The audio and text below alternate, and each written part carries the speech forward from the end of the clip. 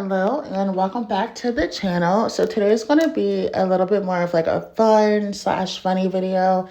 I wanted to do some things that I noticed about colorism growing up, but I didn't know the word for it. I just had like these little epiphanies, these little moments where I realized, okay, this is how the world views me, even though this isn't necessarily like how I view myself or vice versa. So I hope you guys enjoyed this video. It's going to be a bit of a short one, but it's super funny. And if you guys had any of these experiences, let me know. So the first one that I remember, I don't know if you guys know the Bratz dolls. Those were super popular when I was like in my adolescence, and they have four of them. So there's Chloe, which is the blonde. There's Jade, which is the Asian character. There's Yasmin, which is the Latina character, and then there's Sasha, which is the black character. Now, the thing with Sasha is she has this rich, milk chocolatey skin tone. And I just remember thinking, well, I don't look like that. And when you're young, you want the Barbie doll that looks like you. Even growing up, we had the American Girl dolls where the doll would literally look just like you. So that was like a really popular thing. Only thing with Yasmin, though, she had the blonde hair and I didn't have blonde hair. So, but I just remember thinking, I want my doll to look like me. And I don't know if you guys have any like trauma over like dolls and like black dolls and like what dolls you were allowed to play with. I know some parents really didn't care, but I know some parents are kind of strict. Like if it's not a black doll, you're not getting it. If it's not, if it's not like covered up, you can't get the bikini Barbie. You can't get. I remember I wasn't allowed to have boy Barbies for a long time, so that was like a whole thing. But I just remember the first time I had to like understand. Actually, that wasn't really the first time. The first time that I realized, okay, I don't look like the rest of my family was when I was actually drawing my family with crayons. And they, you know how like when you're a kid, they give you a certain amount of crayons so you can't just, grab in the bucket and lose them and mess them up. So she had already gave me the crayons I needed for the picture that I wanted to draw. And when I picked up like the brown one, and I remember her saying, oh, you don't look like that. You need to use this one. And it was more like a peach color. And that was definitely one of the moments I realized, oh, okay, so I don't know. I guess when you're young, you really don't think about it. You just assume that everyone is the same until someone tells you, oh, no, this is different. So those were like really funny moments that I realized, okay, that I look different. And yeah, so that's definitely really funny to me. And the thing with the Bratz dolls is that I loved all of them actually. And I think representation, I know people say representation matters, which it does, but representation isn't always just looks. Because even though I might have looked like Yasmin, I actually related more to Jade because she was the Asian character, because she was more like a tomboy and she was more like the smart one. And that was like way more my vibe. But I guess like when you're black, you're not allowed to have the Asian Barbie doll. You got to have this one. And I know they did like as a form of love because growing up, our parents didn't have black Barbie dolls. So they wanted to, get that, which is fine. But I don't know. Representation does matter, not just looks, but personality wise too. So another funny thing growing up when it came to like skin tone and representation and phenotype, where again, I did not know any of these words, but it was obvious. You could really see it when it comes to like Disney princesses. And, we didn't have a black princess until Tiana. And I do remember that. I graduated high school a couple years early, but I was still a teenager when Tiana came out, even though I wasn't in high school, I believe. But wait, let me see. I'm going to look up what year that did come out because I kind of don't remember it. But I do remember it being like young. I don't remember being like 21 or anything. I was like really young when it came out. And I was super excited for the movie. I was actually a part of this. I don't know if you guys know Delta Sigma Theta. I was a part of this, not a sorority like college or anything, but they came to like our middle school and our high school, and we were part of like pre-programs if you wanted to join the sorority, which I didn't end up doing because I think I mentioned this on this channel before. I'm not really into posses. I'm not into gangs or sororities or anything where I feel like I can't be an individual and I have to sign over myself to a group of other people. I can't do it. I literally cannot do that. So I ended up not doing that. But I was there with my sorority sisters, and it was like a big thing because, we're black girls. And Betty Shabazz actually founded Delta Sigma Theta. That is the wife of, Malcolm X. And that was like a big deal, having a black princess from the South. I don't know if she was going to make a Creole at the time. We didn't really know what Tiana was going to be like. So I remember being in the movies and it being such a big deal. And after the film, I couldn't relate. I didn't relate to. Now I don't know if it's because I'm a northern girl. I'm from the north. I'm not from the south. Maybe that's what was the, I didn't really relate to that because they had her talking like a slave. She was like, "I'm gonna whip y'all up some beignets, man." I said, like, what? Why do y'all got her talking like a slave? So that was the first thing that was like, okay, I wasn't really into that. And then there's the looks, as gorgeous as Tiana is, and the live action woman that plays her. I forgot her name. She's incredibly beautiful. I don't look like her. And it's not, again, I said before, representation is not just about looks. It's about, how you feel too. For example, Ariel, she's my favorite Disney princess, and I completely relate to her. She's literally an Aries. I think it's canon that Ariel's an Aries now because of Halle Bailey. She said she was an Aries in a live action movie. So seeing Halle Bailey play Aries, that was like peak representation for me because not only do we look alike, we act alike, and it was huge. But I didn't get that feeling for Tiana. Unfortunately, I still don't really have it as much as I love Tia. That's what they call her in the movie, Tia. But yeah, I wasn't into Tiana, and I feel like a lot of black girls weren't. I feel like a lot of black girls felt like, well, all the rest of the Disney princesses get to sing and be pretty, and here she is working 2, 3 jobs and taking care of a man. And I'm just like, okay, I see what y'all did there.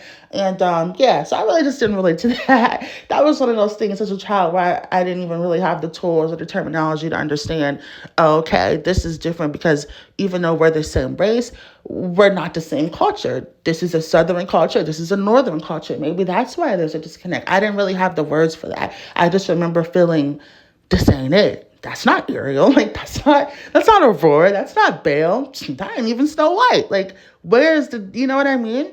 And another thing with Disney princesses is they usually always have that one song. Like, for example, for Ariel, it's Part of Your World. For Pocahontas, it's Just Around the River Band.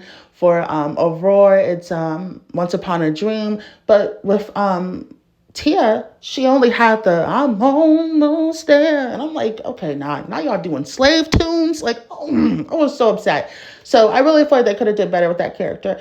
But yeah, that was another funny story growing up on how, colorism and phenotype and culture and ethnicity and all these different things played a role in my life, and I didn't even realize it. So another really funny story. Okay, so like on my mom's side, I'm the eldest. I have a little brother and a little sister. But on my father's side, I'm the youngest, and I have 2 older sisters. And we did like this thing over the summer where they came and lived with us just so we could all spend more time together. And this is around like maybe like 2013, 2014, and this was like my preteen teenage era. So we was just being kids, going outside, doing stuff we weren't supposed to be doing, just walking. Like, I know kids nowadays got the iPads and stuff. We used to just walk. As long as the street lights wasn't on, we was just out doing stuff. So I had my 2 elder sisters. One of them was dark skinned, one of them is light skinned.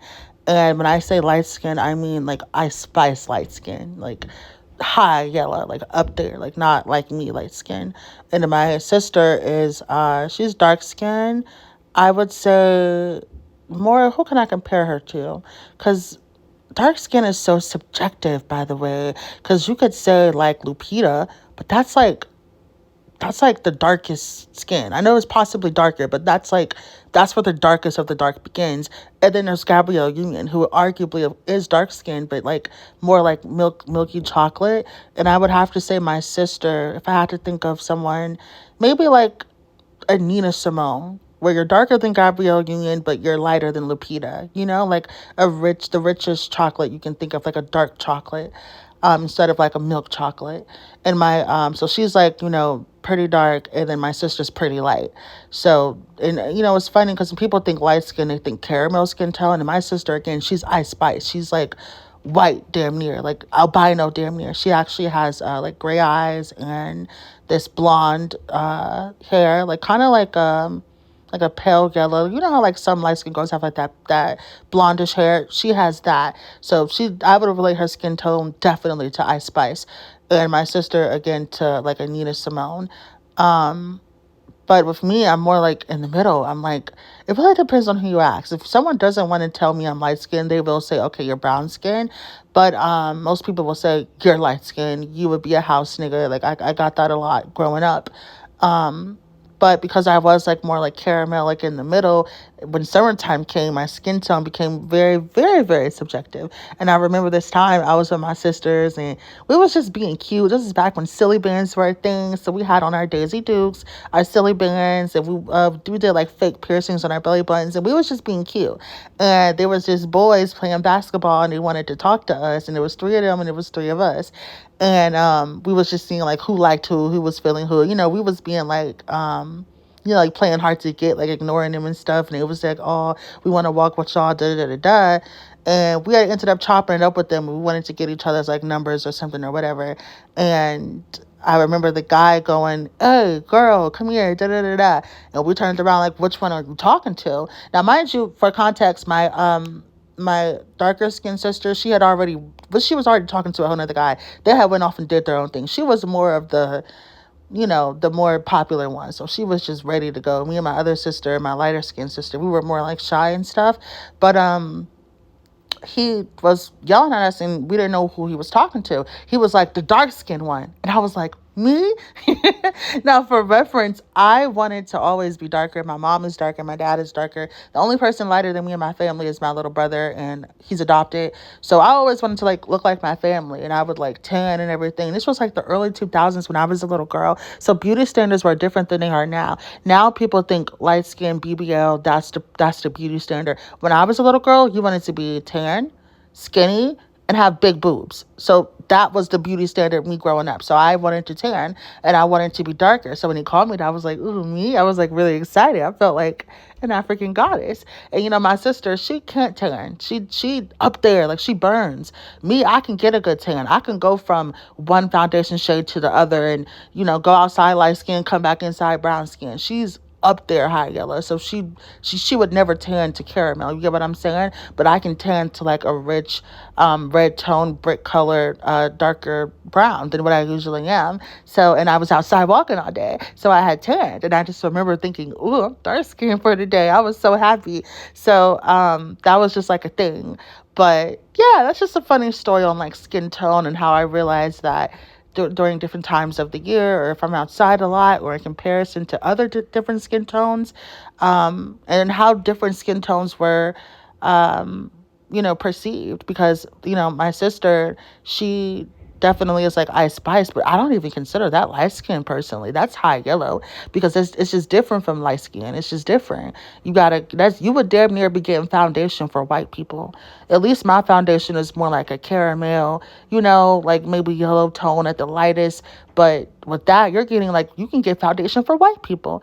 Versus my sister, she's more like a deep dark chocolate. And sometimes when people say dark skin, they really mean like a chocolate. It's brown. There's so many different colors of brown. So there's really no right or wrong way to do it. But this was my first time realizing, okay, I'm in the middle of the spectrum. I'm brown skin. Like I'm not either or of these, and I can damn near tan or get pale to both, like in a way. So that was like the first time I really like understood that, like that my skin tone can be perceived differently during different times of the year if I stay outside long enough. So, and I think I told this story kind of similar before recently when I was on a cruise. I didn't understand that my skin would change. I just didn't even think about it. And when I got on the boat, I couldn't use any of my makeup. And I actually had to use my mom, who was like, she's actually more like a milk chocolate. And, yeah, I just had to like mix a whole bunch of stuff and make it work.